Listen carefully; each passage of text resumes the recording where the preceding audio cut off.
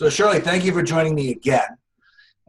In this talk, what I want to look at is, as a therapist, why, not why, you've participated in the communities, you've participated in the basic and stuff.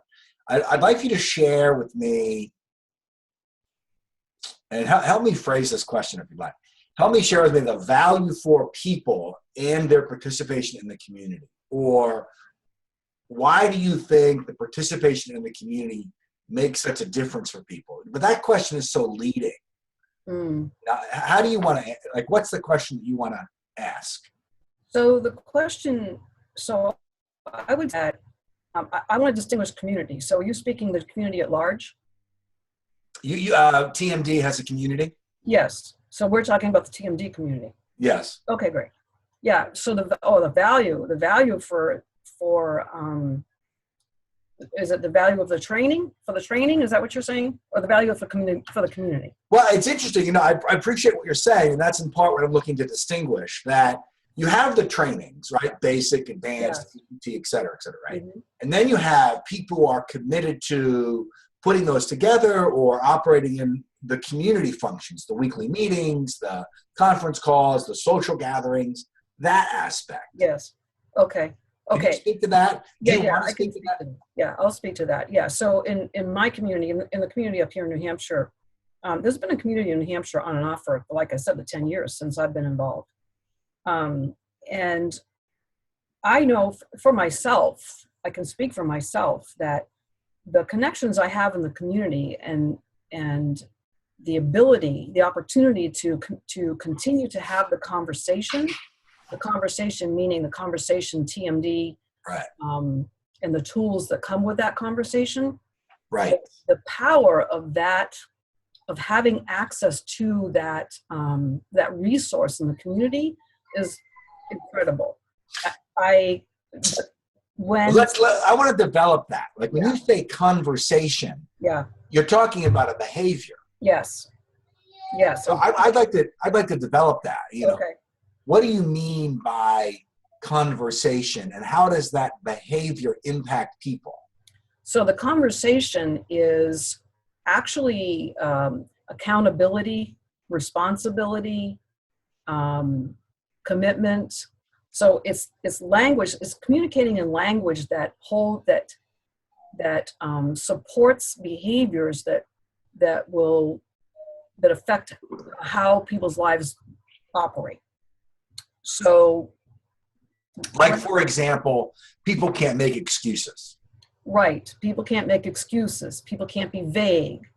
People can be more accountable. People are held to accountability. I'm held to accountability. And, you know, I'm the last one that wants to be held accountable. And so it becomes a behavioral practice. That's correct. Right. And so you know, when you're with those people, you're not going to get away with bullshitting. That's not happening. Right. That's what I like about it. You know, like, you know, I was raised by two therapists, right? And then the conversation that my father and I would get into is, he would say, am I actually helping people? I see him once a week for an hour. Yeah. 30 years later, did I actually help them? Yeah. You know, what would be ideal is if this became their lives. Mm-hmm. Now, how do I, he would say, right? How do I interact with people in a way that they're able to have this be their lives? You know, and it's really from those conversations, you know, then the study, Scott Peck's work, right, Community, really talks about the value for people leading, generating, you know, the conversation. Yes. The process. Yes. Having people around you that generate that conversation, lead the conversation, participate in the conversation. Yeah, I get inspired. I like these talks. You know, this is a great talk. Yeah. Yeah. So there's a tremendous value for everyone. And when people come into that room and we begin to have those conversations, people don't want to leave that room.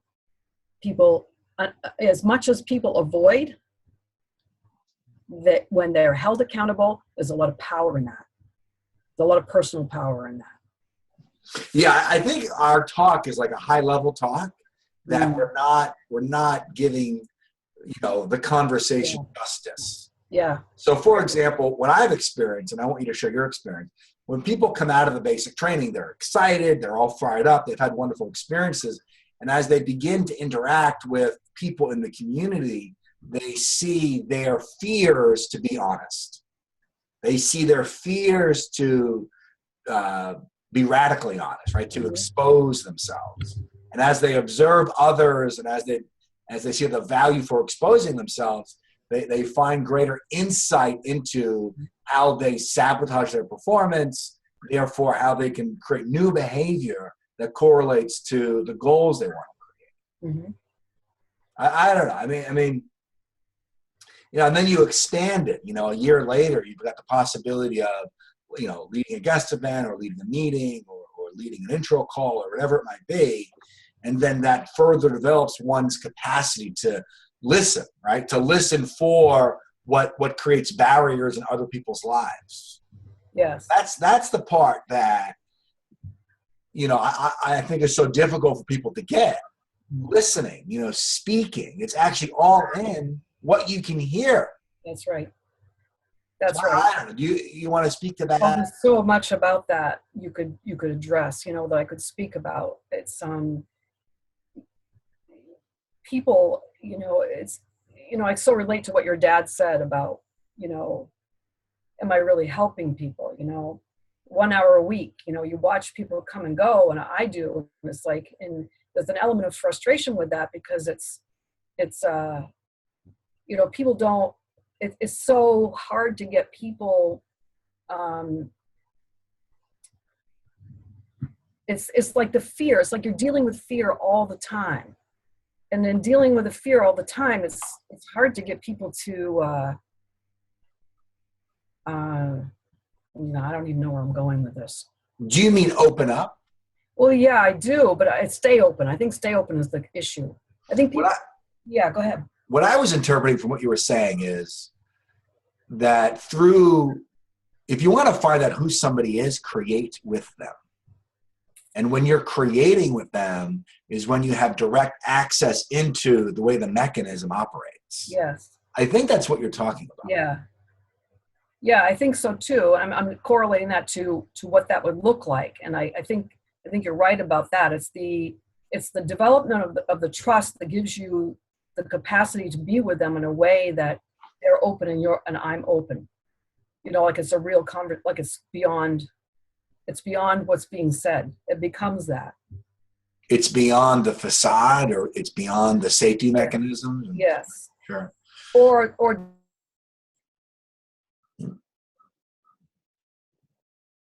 I think we lost you.